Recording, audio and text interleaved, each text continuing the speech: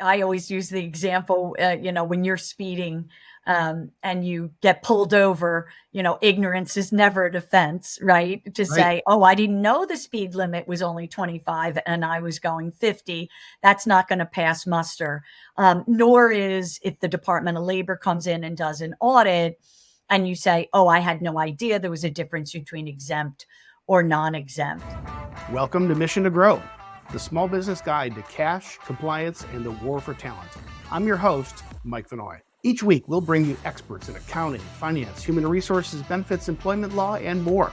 You'll learn ways to access capital through creative financing and tax strategies, tactical information you need to stay compliant with ever-changing employment laws, and people strategies you need to win the war for talent. Mission to Grow is sponsored by Asure. Asure helps more than 100,000 businesses get access to capital, stay compliant, and develop the talent they need to grow. Enjoy the show.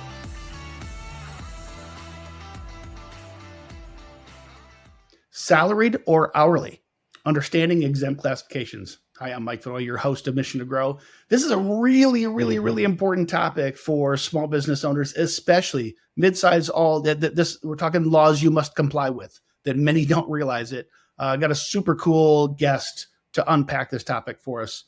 She's a SHRM certified professional. For the last 8 years, she's been an adjunct professor at the New York Institute of Technology. She was the director of HR consulting for a 58-year-old HR consulting firm in New York. And she is our vice president of HR compliance at Asure. Welcome to the show, Mary Simmons. Thank you, Mike. Okay, so this one's I think deceiving because a lot of business owners think they have a choice here, right? That's why the name of the show is salary versus hourly. But if you're a business owner, if you're a manager, what's the one thing that growing companies must understand about classifying salary versus hourly employees? Yeah, it's a great question. I get asked it all the time. And what the first thing they need to understand is there's a piece of federal legislation that they have to follow, and that's the Fair Labor Standards Act, commonly called wage and hour law. And so they don't have the choice. And a lot of times I'll hear from the employers, but my employee Mike wants to be salaried. And I'm like, yeah, but you have to follow these regulations and they're very specific. So they have to be very careful to follow these regulations that we're going to discuss today. Yeah. So I think this is classic mistake. It's like a lot of times an employer will say, oh, you know what? I just want to even out their pay and make their pay more predictable. Right. Or, hey, I want to give them an opportunity for overtime. But this isn't really your decision to make. This isn't opinion. This isn't the employee's opinion. That there are laws that dictate how you classify employees, right? Exactly. And I think the other piece that they need to understand, not to scare people here, but that there's real fines. There's huge fines, right? So if you misclassify somebody, the wage and hour claims right now outtrend your any other kind of claims, right? Anti-harassment gets lots of publicity, but wage and hour outtrends it, 4-1. Yeah. So maybe just take us through what are the fundamental differences between, and I'll use the term hourly versus salary because I think this is a lot of how business owners think about it, but it really is exempt versus non-exempt. Maybe just first help with the definition of what that actually means, and then what are the legal differences? Exactly. So salaried is exempt employees. So they are exempt from overtime. The hourly employee is non-exempt. So they are not exempt from overtime, meaning that when they work over 40 hours in a week, or in California, over 8 hours in a day, they're entitled to overtime pay. And that overtime pay is based on the Fair Labor Standards Act. Of course, employers can do more, is time and a half of their salary, their hourly rate. And so what is the impact on compensation to the employee, one versus the other? So it's exempt from overtime. Is it just as simple as that? One class gets overtime, the other one doesn't. How does an employer think about that? Yeah, so there are a lot of nuances here that we have to think about. So let's just break it down a little bit more. That salaried employee gets a set base salary on a weekly basis, but it's based on their annual salary. So literally, no matter how many hours that employee works, they're going to get the same salary, the same set paycheck once a week. That hourly worker, on the other hand, is paid an hourly rate. And again, that hourly rate is going to be based on either the federal minimum wage, or if the state has a higher minimum wage, the employee has to get the better of that, minimum wage, be it the state or the federal. And so that hourly worker, Mike, gets paid for all the time they work. And this, again, when we talk about how this affects the bottom line for the employer, is we really have to think about getting paid for every hour that you work. And I would even say it's every minute that they work. So as an employer, when you think, oh, Mike left for his shift, but I have an unanswered question for a client, and we call Mike, if he's an hourly worker, he gets paid for the time he's working, even if it's answering an email, answering a call, answering a text, etc. So that's a big difference for employers to think about, because we all know, right, that most times our pay for our employees is our largest expense. That's where an area where so many employers get in trouble in these wage and hour laws, right? Because, correct. Well, the client just had a question, so I just shot him a quick text, right? Well, if they're off the clock and you shoot them a text and they respond to that text, that was hourly work, right? That you 100%. Are legally required to pay them for. And I would, yeah. I think they also get in trouble because they try to, make up, some rules, or maybe not thoroughly understand the rules that we're discussing here, which is that they get time and a half when they work over 40 or over 8 hours in California. Even if the employee says, oh, don't worry about it, Mike, I don't need time and a half because I worked 45 hours. Can I just come in 5 hours late on Monday? So It sounds good to the employer. They think they're making the employee happy. You cannot contract around the law, meaning you can't make up or go awry of these regulations. They have to be followed very specifically. So what are some of the requirements for actually classifying? How does an employer know how to classify employees properly? So when they're thinking about classifying the employee exempt versus non-exempt, there's the first thing that you want to consider. And let's talk about exempt first. The exempt employee, again, is exempt from overtime, and they're being paid a salary in most cases. There are some exceptions, Mike. But for now, let's just focus on that exempt employee. So just a quick thing that I want to tell employers is that be very careful about breaking that exemption.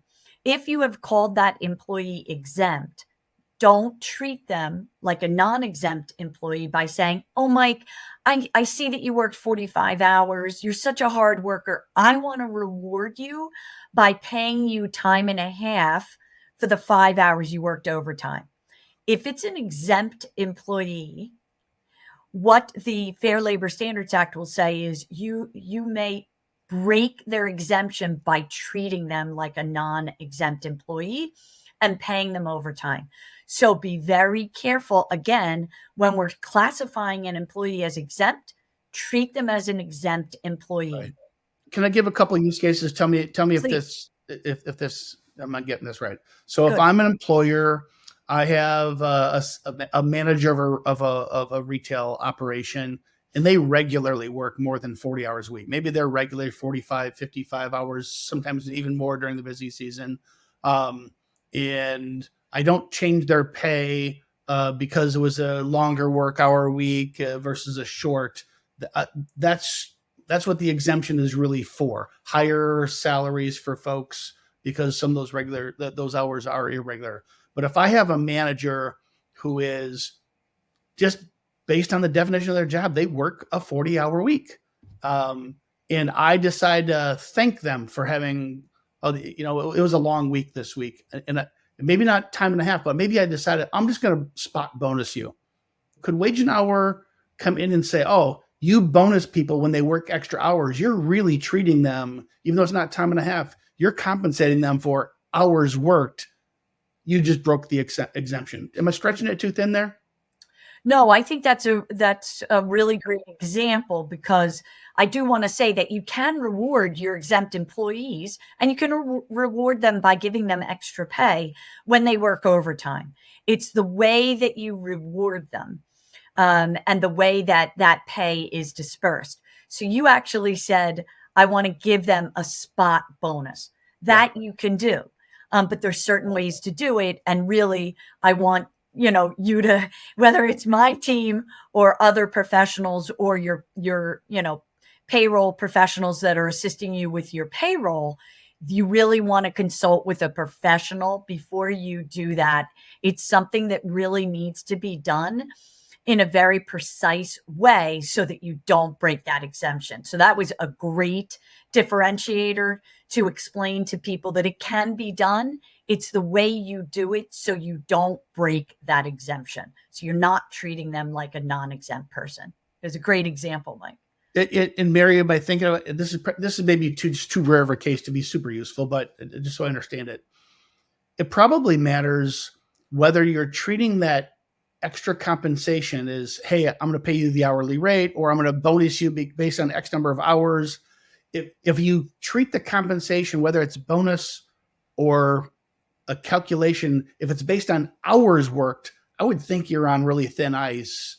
If you base it on, hey, great jobs, you worked super hard this week, I just want to recognize you for that extra effort and maybe the extra level of stress and difficult customer you dealt with this week, then that's probably safe ground. Is that a reasonable division? It is.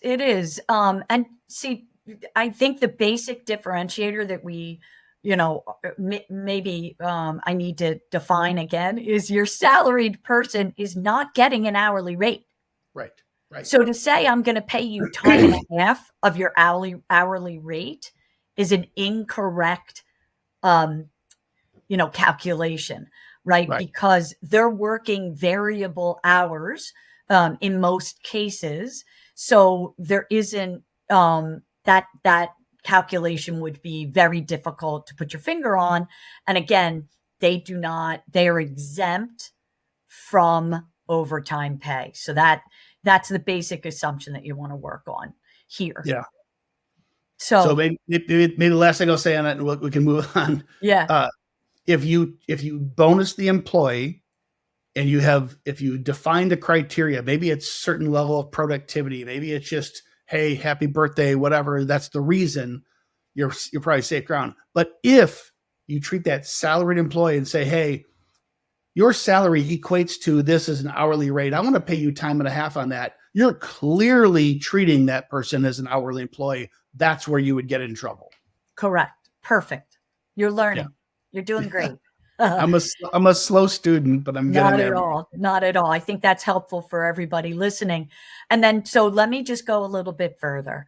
So when we talk about the exempt employee classification, typically the Fair Labor Standards Act has set forth guidelines, and it's usually going to be one of the white collar exemptions. So that would be the administrative, the professional, the executive, or it'll be the computer or the outside sales roles. Now, there are other exemptions that, we have discussed on other podcasts, but we're going to really just try to define the difference between exempt and non-exempt. And those are the most readily used exemptions. So that's the other factor. So number one, they're exempt from overtime. Number two, they're, by definition of the Fair Labor Standards Act, they fall under the administrative, professional, executive, white collar exemption, or the computer exemption, or the outside sales exemption. And so when, somebody listening may say, okay, how do I know whether they fall under those exemptions? The Department of Labor has defined duties tests for each of those exemptions. So what does that mean?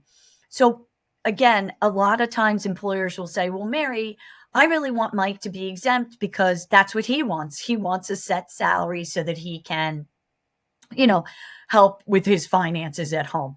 Well, that's super nice, but the Fair Labor Standards Act says that we need to follow the duties test. It's the responsibilities that each position has that defines whether or not they're exempt or non-exempt. So, for example, to fall under the executive exemption that I just discussed, which is a very popular one.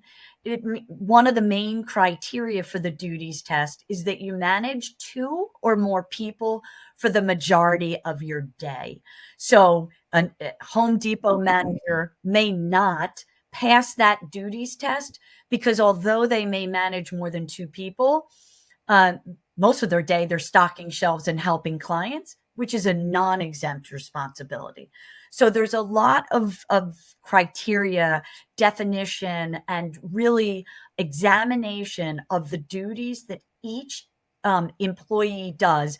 And let me say, instead of employee, I want to say position, right? Because if you and I are both cashiers, and let's just use, a big box store as an example, if we're both cashiers, if we have the same exact job title, then our job duties should be the same and our exemption should be the same.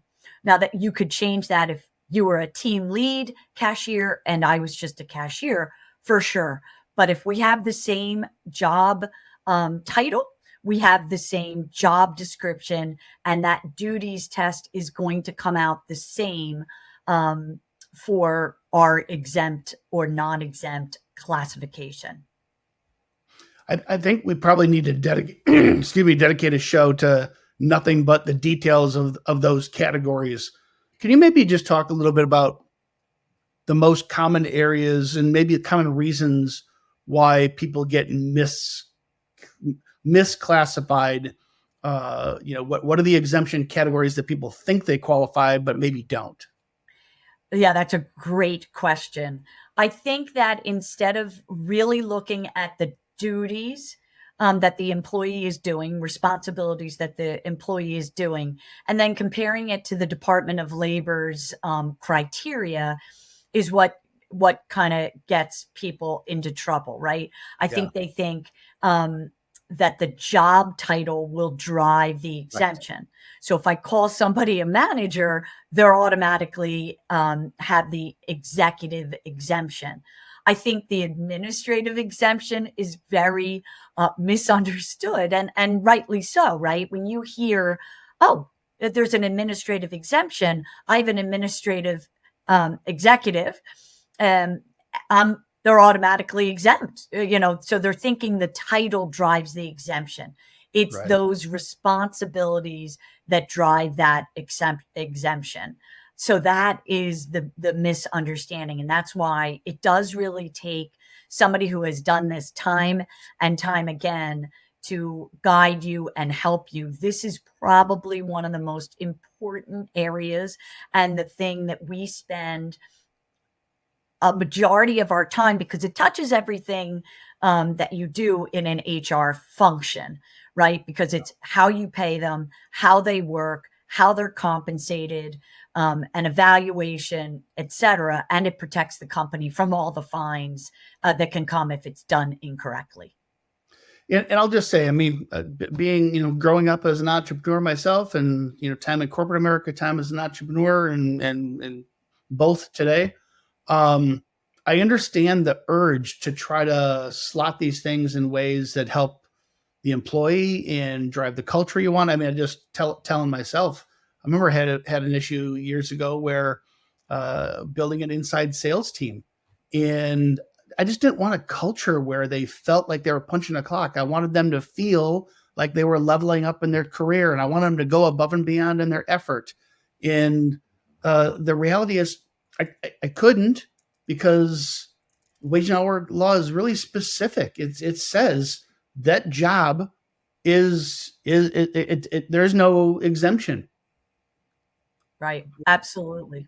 But if it's an outside sales job, Now they might actually just work from their home and dial the phone, and it might not even be that much different. But the law is clear: an outside field rep versus an inside rep. The law is clear how you must classify them. Absolutely. It's very clear. And I do think that a lot of times employers want to help their culture by making their employees happy Right? and paying them the way they want. But I also do feel that sometimes an employer might say, well, I'm going to make that employee exempt so that I don't have to pay overtime. And so the last threshold that we have to meet here to classify an employee as exempt is their pay. So very often employers don't realize that uh, for a salaried employee, there's a minimum salary that they have to give. So right now, the Fair Labor Standards Act sets that as $684 a week.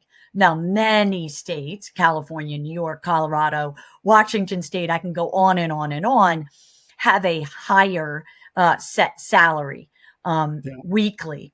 But the federal FLSA minimum salary for an exempt employee is $684. You cannot classify an employee as exempt and pay them less than that. But even more important that I really want people to understand is that that is most likely increasing in April of this year to Yeah. $1,059 a week. Mike, this is the biggest piece of legislation I've seen, the biggest change Yeah. in probably 4 or 5 years, because look at those numbers, 684 to 1,059. Mike, this is a big deal for employers. We've been talking about it, you and I. Really need employers to dig in here, do a FLSA audit, which we do for employers all the time. How much is this going to cost you? Are you classifying your employees properly? This is almost twice as much money, Mike. It's a big Yeah. deal. Yeah.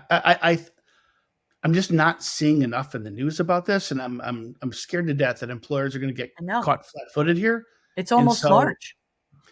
and if you're an employer, if you're in an industry where most of your employees are legitimately categorized as exempt, and they're more highly compensated, maybe you're in technology or you're in an industry that's just the standard, then maybe you don't have a problem on your hands. But there are hundreds of thousands of businesses. I think the estimate is something around 2.5, 3 million employees are going to be impacted by this. That maybe maybe your retail, maybe your customer support, that you're a quote unquote exempt, therefore salary employee, but Right. you're being paid somewhere in the, call it 45,000 range, perhaps.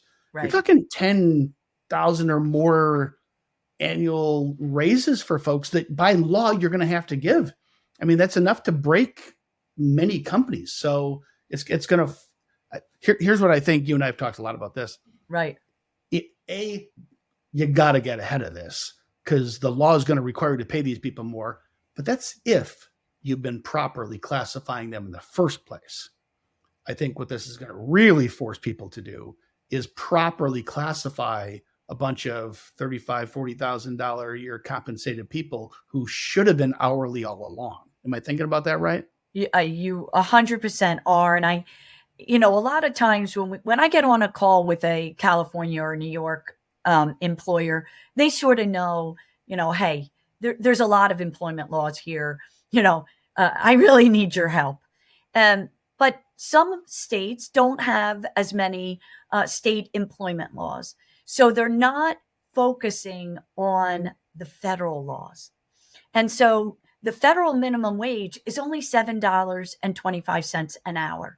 So if you're in a state that hasn't increased that minimum wage, right, that hourly wage for employees, your salaried employees probably mirror that, right? So Right. if you're only paying your hourly people $7.25, because that's all you have to pay, which is absolutely fine, and you're paying your exempt employees 684 a week, I hope this is going to be huge. It's going to be huge. And you Yeah. also are going to have some compression, right? So if you have Yeah. that entry level manager that, like you said, is making 45, but their manager is making 55, now they're both making 55. So it's Right. not just bringing that lower level manager up to this new minimum. And when I say it may come to pass, right? It's not definitive yet, and it got shot down once about 3 or 4 years ago. But I really think it's going to go through this year. But don't just think about bringing that person up and that cost to you. What happens to the manager? Now you're going to have an entry level manager making the same as an experienced manager. So this may cost employers even more money. And again, Mike, we never Yeah. say this, I don't mean to scare employers. Let's just look at it. I'm always happy to get on a quick call with anybody and just walk through this slowly for your organization. But this can have a huge monetary impact on a lot of employers. Yeah. Yeah. No question. And if you think about going back to intent, I believe, like, I don't believe that it's the government's intent here to just simply pay people more. I think the intent here is to make sure that people are classified properly, so that they do get compensated for for overtime, right? So I think we both know, and I'll give entrepreneurs the benefit of the doubt. I don't think there's a bunch of entrepreneurs trying to really just squeeze every single penny out of their teams. The reality is people have choices. Unemployment is 3.7%. Employees will leave if they're not treated well. Right. But No, you're 100% right. but if you don't qualify for the duties to be an exempt employee, but you're working 45, 50, 55 hours a week, you're legally entitled to overtime, right? Right. Right. And this is going to make sure that those employees, either they're getting paid more or they're just going to get classified right, which then creates another problem for employers.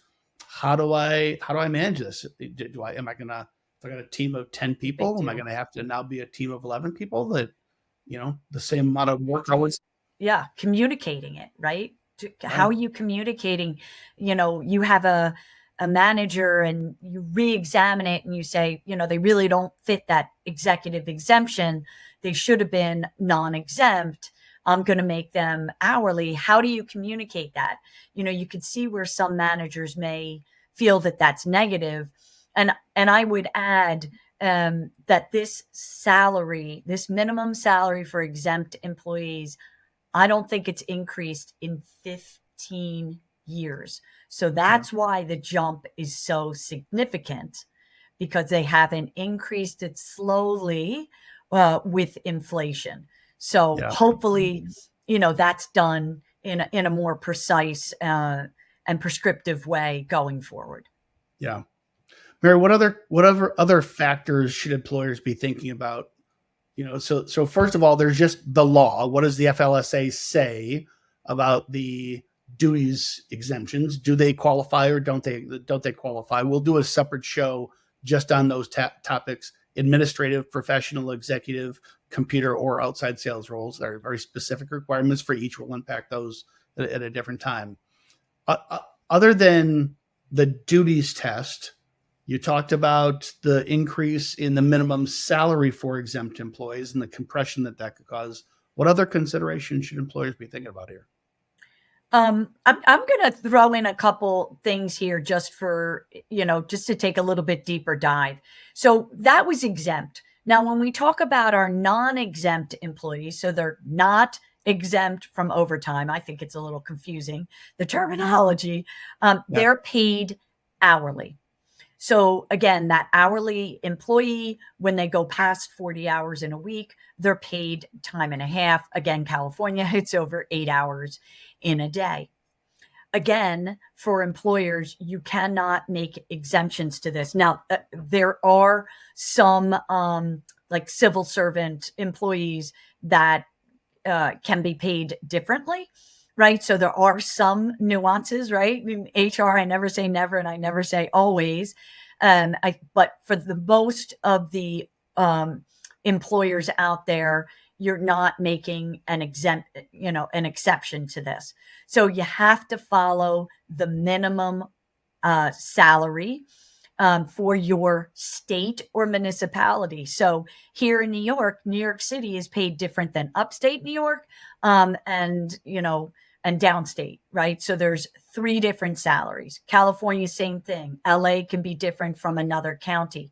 So you have to be really careful that you're paying your employees the exact hourly rate that they should be paid.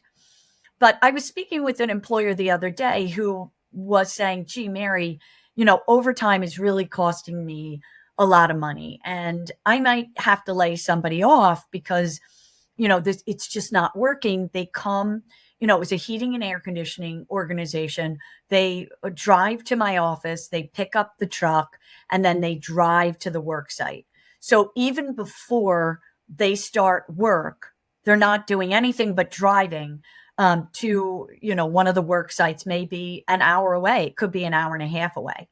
Well, there is some, when it comes to your non-exempt employees, for driving hours, for mandated training hours, you can pay them the federal minimum wage for those hours versus the state minimum wage. So there's nuances here that employers may not know enough about if you're not really, an expert like my team and I are on the Fair Labor Standards Act, right? So some other nuances that non-exempt and exempt differences are: your non-exempt employees, again, they have to be paid for all hours. So if you say, hey, we have mandatory OSHA training and the only time I can fit it in is after 5 o'clock, your non-exempt employees, you have to pay them for those training hours. Again, your exempt employees, they're paid a set rate. So they're going to get their salary, even though they worked, after 5 o'clock, or, maybe that makes it 41 hours in their week instead of 40 hours. But your non-exempt employees, right? They're not exempt from overtime. They receive overtime pay. Even though that's training hours, Mike, they must be paid for those hours. So there's a lot of information here. Those exemptions affect a lot of nuances that happen in the pay and the compensation for our employees. Mary, our mutual friend Brian and I, we did a podcast on this topic, just talking about the drive time, from home to office, from client to client, and what you must and must not pay. Let's just maybe rattle off some of the other biggies for so if you're an HVAC company, you're a service organization where your employees go from location to location, that's fine. But a lot of businesses aren't. There's still other ways they get in trouble. I think you hit on one.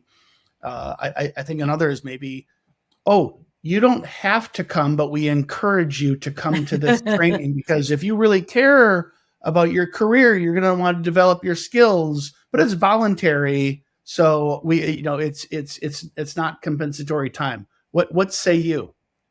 Yeah, no, that's a great example. I'll give you another one. A lot of employers, of course, we know this being a payroll company, a lot of employers will automatically deduct a half hour or an hour for lunch. Now, that's fine. That's all well and fine. But this is why we do customized handbooks, because you better be very prescriptive in your handbook policy when you talk about what happens if they end up working during that lunch hour. If your non-exempt employee is working during their lunch hour, you must pay them. And that includes your receptionist who is sitting at their desk eating their sandwich, and you ask them to still pick up the phone.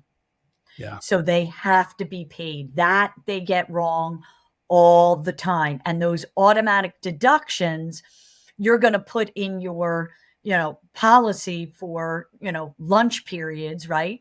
It's automatically deducted. No. If you work during those hours, you have to give them information on how they go to their manager or the payroll manager to get paid for those hours. It's okay to put the onus on the employee, but you have to watch it very, very carefully. And Mary, like in my example, I think a DOL auditor is going to come in and say, okay, you may have said that was optional, but if it advances their career, your staff feels pressured to participate or not participate. That's compensatory time, right? Yeah, there's going to be a lot of variables there, but for the most part it is. And listen, I would say training helps your organization Right, be more productive and your employees more engaged. So right. I would find a way to pay them for their training, Yeah. because it just makes for a better organization And, and a and better I've culture. seen organizations that do this, and I know that they think that they're doing it in a legal way, but culturally it's just clearly understood that if you don't go to the trainings, you're not going to advance, not just because of the skills you don't acquire, but because you're not going to be considered part of the overachiever group, right? And if you're setting up that kind of culture, you're for sure, on very, very, very thin ice that if there's an audit, you could be retroactively paying all those folks for years, right? Right, absolutely. And you're making a really good case where we will say you should be recording the hours that your exempt and non-exempt employees work. So you're recording the hours that your non-exempt employees work, and a lot of times there's ways to track exempt as well. And the reason that we would say it is because if you misclassified an employee and you said they were exempt, the DOL comes in and says, no, we feel based on the duties test that that employee was non exempt. It's your word against that employee on how many hours they worked. So they can Yeah. say they worked 60, 70, 80 hours a week, and now you owe them that back pay on overtime. And if the employee was with you for 10 years, it's pretty easy to do the math and see how that can add up to a lot of hours. And listen, it's so easy now, to track hours, on their cell phone, et cetera, keystrokes, et cetera. It's so easy to track time that it really doesn't need to be onus on the employee or the employer. But tracking time, certainly for your non-exempt employees, is paramount, especially when you're, in a FLSA audit and the DOL comes knocking and they're looking at all your records. You have to have really good records. I'm curious about one more use case, and then we'll kind of talk to consequences and enforcement here. Um, Company gatherings, maybe it's the summer picnic, maybe it's a holiday party. Um, if you're a non-exempt employee, you're paid hourly. Technically, you'd think the summer picnic is optional. You don't have to attend. But if you feel the pressure, like, oh, you're going to be looked down on poorly, it's going to impact how your level, opportunities for advancement at work if you don't show up to the company function. Is that compensatory time? Do you need to be paid, and if you show up to the quote unquote voluntary company functions? I haven't seen that, from the DOL. Could it happen? Maybe. I think that's why I always talk to employers about communication and how important communication is, right? And it's one thing coming from, maybe there's an email sent out from the president or the CEO of the company saying, can't wait to see everybody at the holiday party, et cetera. But you also have to be careful to talk to the managers. How are they communicating it to their employees? You're Yeah, absolutely right. If now your manager says to their employees, you better be there or else, now you've put that employee into a position where they feel it is mandatory and you could get in trouble from not paying them. But yeah, if it's communicated in a proper way, and in most cases it's, hope you can come, can't wait to see everybody, and it's not stated in a mandatory way, the yeah, employer probably does not have to compensate the employees for doing it. But this is why manager training is paramount. yeah. They're your feet on the ground, right? They're the ones that are touching your employees. So anytime there's, a mass communication. Look, switching your employees from exempt to non-exempt, that's a professional conversation. We want to make sure that it's done professionally and compliantly. So your managers need to be trained by a professional, and given a script, because they're not HR professionals. That's not their main job, right? Yeah. So, and just a little bit of guidelines on talking to the employees about the company picnic or holiday party. I think that's useful as well. So that's a really good example. Yeah. Okay. Let's talk enforcement and consequence. How do these things usually pop up? Because I give most employers the benefit of the doubt. I think it's very rare that you have an employer who is some Machiavellian smoking cigar in a dark room. How do I take advantage of my employees? These things happen accidentally. People aren't intentionally trying to exploit other humans in break the law, but there's naivete about the law. How do these things usually pop up? Yeah, and I always use the example, when you're speeding, and you get pulled over, ignorance is never a defense, right? To Right. say, oh, I didn't know the speed limit was only 25 and I was going 50. That's not going to pass muster. Nor is if the Department of Labor comes in and does an audit and you say, oh, I had no idea there was a difference between exempt or non-exempt. But beyond that, the DOL does come and do audits, and quite frequently, and they're on the rise. Obviously, their auditors were, working from home during COVID. But the other thing that happens very often, Mike, is employees start talking to their friends. And their friends are saying, wow, my check this week was so big. I'm treating when we go out for drinks. And when the other employee, the other friend who is employed someplace else says, what do you mean your check was bigger this week? And they say, oh, I got a huge overtime check because I worked so many overtime hours. And the friend says, well, wait a minute. I worked a lot of overtime hours and I don't get overtime. That is very often what happens, right? Your employees very often can be more educated than the employer may be, or a small business owner may be. And that's why anybody listening, you're one step ahead, because you are looking at this and you're informing yourself about it. Your next step, of course, is to consult with a professional. But very often what happens is the employee will go forward to the Department of Labor and make a claim that they've been misclassified. And that probably is what happens most often. The rest of the time, it's DOL actually just door to door knocking on businesses and saying, we're coming in to do an audit. Yeah, I mean, I would really encourage employers to think about this.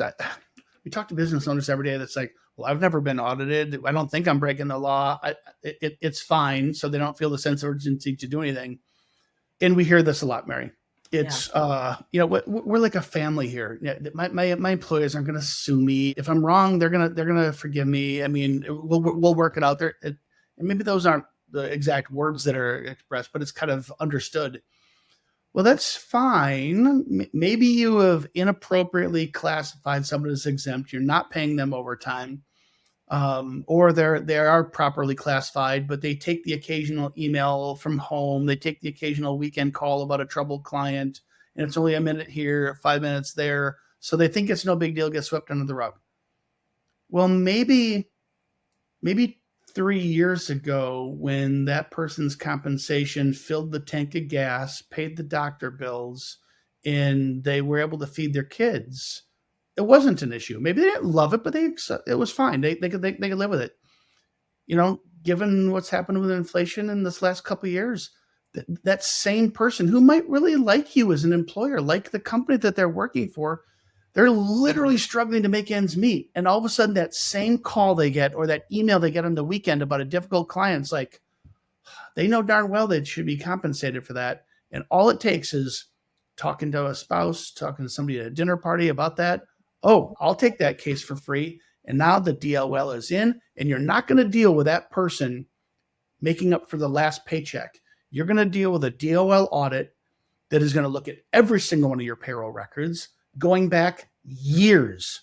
And you could be paying, I mean, it's very common to get into hundreds of thousands of dollars in retro pay.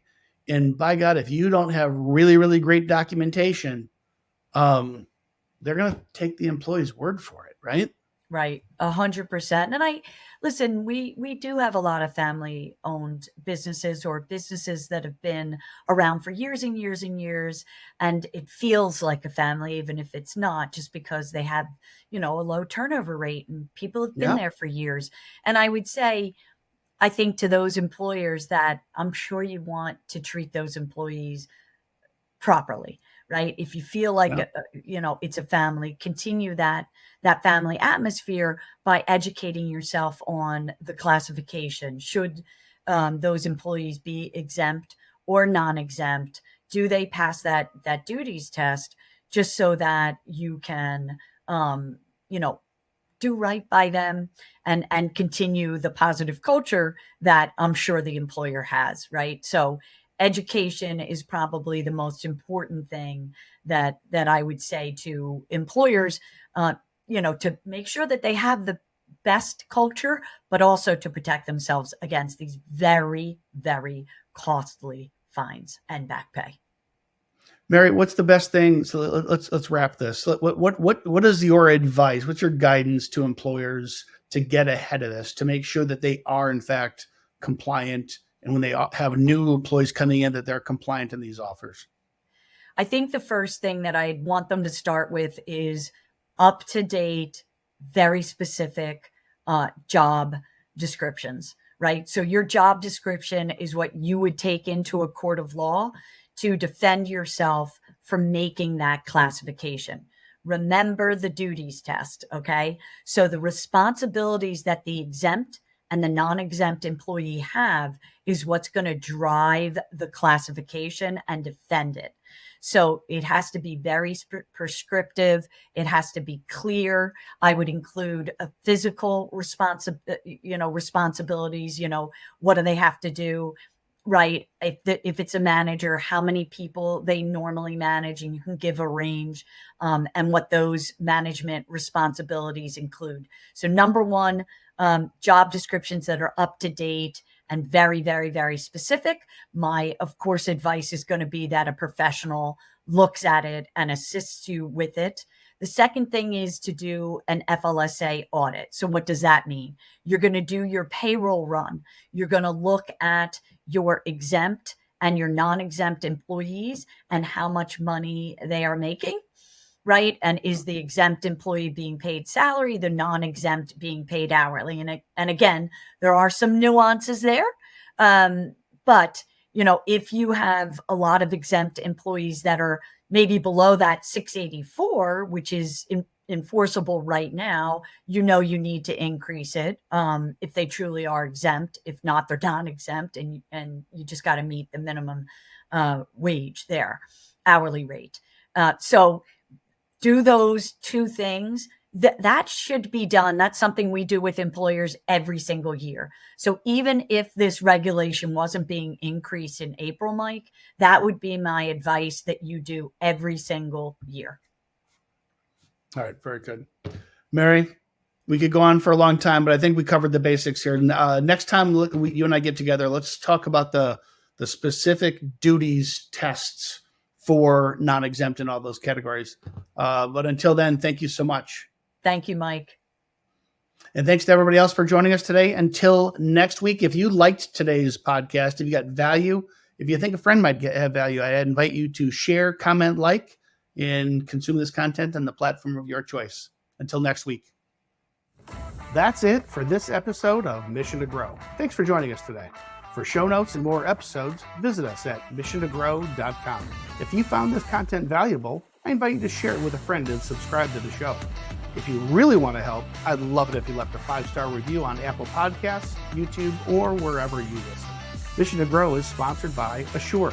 Asure helps more than 100,000 businesses get access to capital, stay compliant, and develop the talent they need to grow. To learn more about how Asure can help your business grow, visit AsureSoftware.com. Until next time.